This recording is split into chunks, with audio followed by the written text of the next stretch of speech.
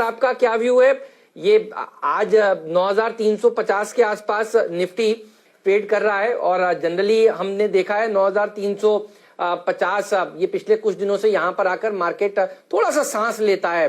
क्या अगर एक बढ़िया खबर दिल्ली से आ जाए और आपका कंट्रीब्यूशन होगा, आप दिल्ली में बैठे हुए हैं, राहत पैकेज वाला कंट्रीब्यूशन ये आ जाए तो हम इस स्तर को लांग लेंगे और इस सीरीज में, मई सीरीज में बुल्स वापस से जोश में आ जाएंगे? बताइए, इस खबर पर अब तक सुबह से चर्चा ही नहीं हुई है, ये होप तो हमेशा लाइव रहेगा।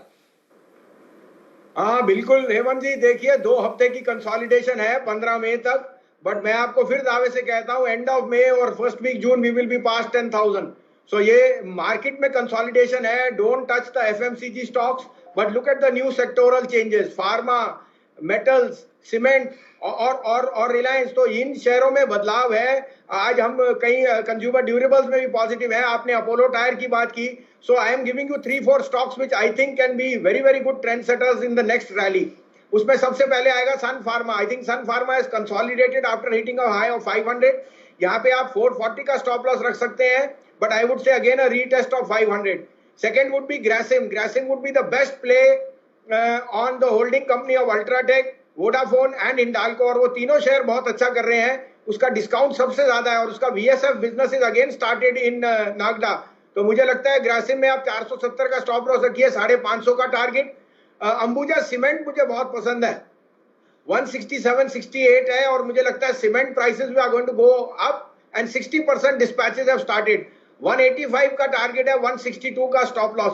और चौथा होगा अपोलो टायर, जो आपको मेंशन किया है, जहां के Kerala is already started to take it from the front. So Apollo tyre would be my top pick for a target of 98 to 105 और 83 का टारगेट, 83 का स्टॉप लॉस। एक नाम और मैं लूंगा, अभी आपने मीडिया की बात की, तो आई थिंक ये जो डील हुई है उससे एक सन टीवी का मार्केट शेयर गेन हो जा रहा है on the Tamil TV side and on the OTT platform. Sun TV के नंबर्स बहुत रिजाउंडिंग आएंगे और आपको पता है आज की डेट में टीवी के बिना तो रहना नहीं है। तो I think Sun TV will be the biggest gainer of ad revenue as this lockdown ends. 380 का भाव है, 385 का, 375 का स्टॉप लॉस रखिए और 430 का इसमें टारगेट। ठीक बात है। तो ये तमाम स्टॉक्स हैं जिनके ऊपर नजर है। शुक्रिया भसीन साहब आपका इस चर्चा में आज जुड़ने के लिए। लेकिन आपने सुन ली है, विस्ता इक्विटी पार्टनर्स ने करीब 2.32% हिस्सा लिया है रिलायंस इंडस्ट्रीज में और कंपनी में बड़े पैमाने पर देखिए टेक्नोलॉजिकल पार्टनर के तौर पर वो आएंगे। ये सिर्फ एक फाइनेंशियल निवेश नहीं है। आप इस खबर को कैसे देख रहे हैं? कितना रीरेट आप करेंगे इस खबर के बाद आरआईएल को going forward? Good morning Harshita, आपको भी, हेमंत को भी। और आपको ध्यान है अबाउट 3 वीक्स बैक जब पहले ये फेसबुक की डील अनाउंस हुई थी तो हमने कहा था बल्ले बल्ले, 1200 का भाव था, 1800 का टारगेट, और आप देखिए मार्केट का एक घटी हो 1500 का भाव हो गया रिलायंस का। तो बने रहिए, दिवाली से शायद पहले ही 1800 के दर्शन आपको हो जाए।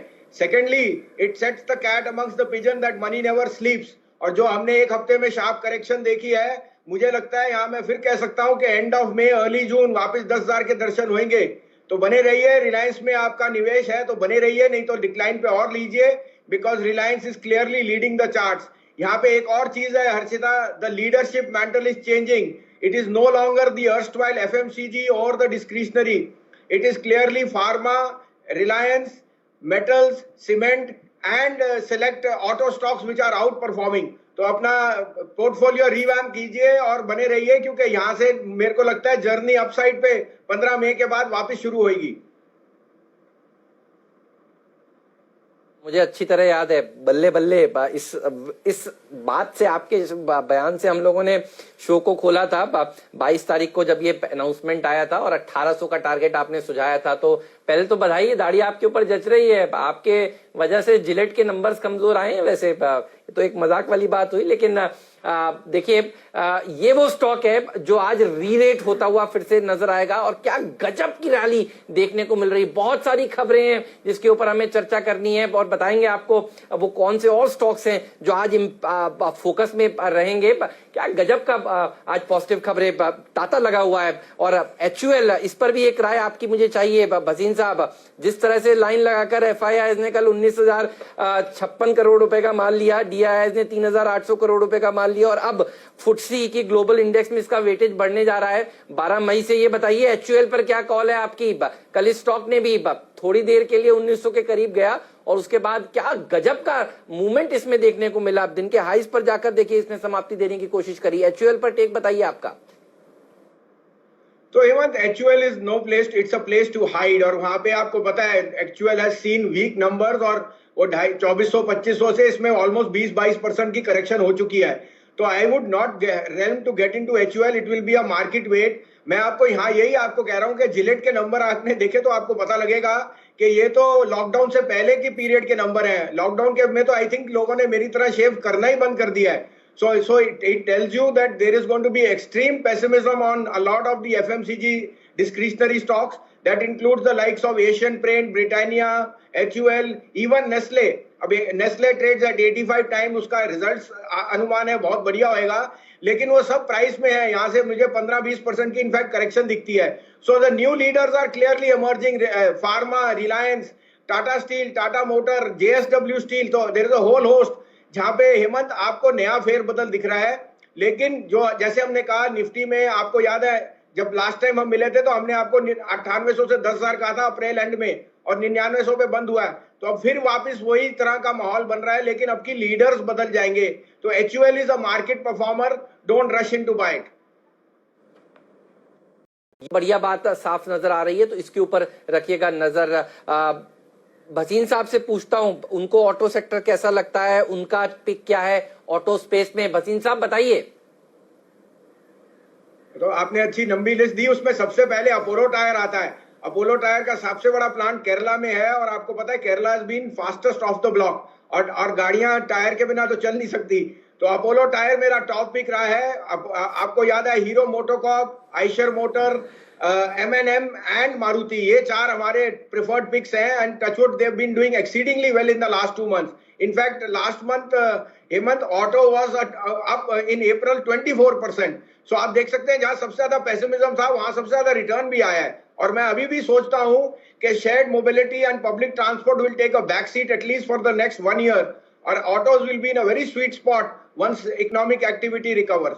तो Apollo tyre, Motherson Sumi, Eicher motor, Hero MotoCorp, Maruti and Mahindra, ये बास्केट बहुत अच्छा परफॉर्म कर सकती है। ये कुछ रिपोर्ट्स कह रही थी कि अगला जो हाइड्रोक्लोरिन के HCQ के साथ जो यूफोरिया बना था फार्मा कंपनियों का, ये सैंटासिड के साथ भी बनता हुआ दिखाई देगा। कोई एनालिसिस है एट द मोमेंट ओरो फार्मा और ओलंपिक पर? क्या खरीदना चाहेंगे इन स्टॉक्स को आप करंटली?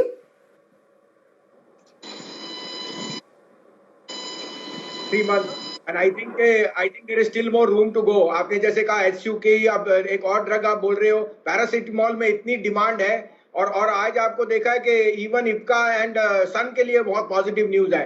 तो मैंने आपको याद होगा 2-3 साल से कह रहा था एक और फार्मा फंड में इन्वेस्ट कीजिए। अभी भी मैं सोचता हूं SBI mutual and the Nippon fund, because you will get a basket of 8-10 good generic players and some of the pathological and some of the API players। But अगर आप मेरा प्रेफरेंस पूछते हैं तो it has to be Sun, Cipla, Aurobindo, Lupin and doctor Reddy, and you can add a Lal path lab.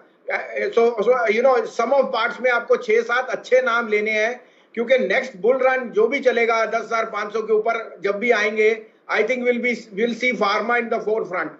तो pharma is going to be the clear beneficiary for the next 2-3 years, क्योंकि psychologically stocking up on more medicine and the inevitable use of a drug for the vaccine will keep these pharma stocks in very fine fettle. Need of the hour इस वक्त है। भसीन साहब बताइए, कैसे देख रहे हैं आप इस खबर को? भारत सरकार इंफ्रास्ट्रक्चर के ऊपर खूब स्पेंड करेगी, आप इस खबर से कौन से सेक्टर्स के ऊपर तेजी करना चाहेंगे? क्या सीमेंट एक सेक्टर है जो बूस्टर डोज ले सकता है, या कोई और स्टॉक्स आपको पसंद है? नहीं, बिल्कुल Hemant, there will be a renewed enthusiasm towards road building and construction. आपको पता है बहुत ज्यादा कमर्शियल और रेजिडेंशियल लोग वहां पे ना कमर्शियल स्टेट पे रुके हुए प्रोजेक्ट्स हैं, और आपको मैं यहाँ बोलूं तो सारा एनसीआर रीजन में बहुत ज्यादा कमर्शियल एक्टिविटी रीस्टार्ट हो चुकी है, और वहां पे आपको अगर कहूं तो I think L&T will stand to gain the maximum aside from the cement maker. तो अंबुजा, अल्ट्राटेक, ये शहरों में तो ACC में वैसे ही आपको स्ट्रेंथ दिख रही है। I think there will be a renewed bout of buying in the likes of cement players and larger construction players like L&T and smaller players like NCC, NBCC, which will be inordinate beneficiary of all government relaxation. NCC में आपको पता है because of the change of regime उनमें थोड़ा सा projects में stuck up था payment, और उन्होंने इंडिकेट किया था कि ऐसे जितनी जल्दी पेमेंट आएगी they will start to execute more labor related problem. Same with NBCC, उनके यहाँ भी ऑलरेडी उनको गो हेड मिल चुका है Kidwai Nagar, Naoroji Nagar, it is just a matter of execution. तो वैल्यूएशंस बहुत कंफर्टेबल है, और अगर आप 1 साल का नजरिया रखते हैं तो ये यहाँ से बहुत अच्छा आपको रिटर्न दे सकते हैं।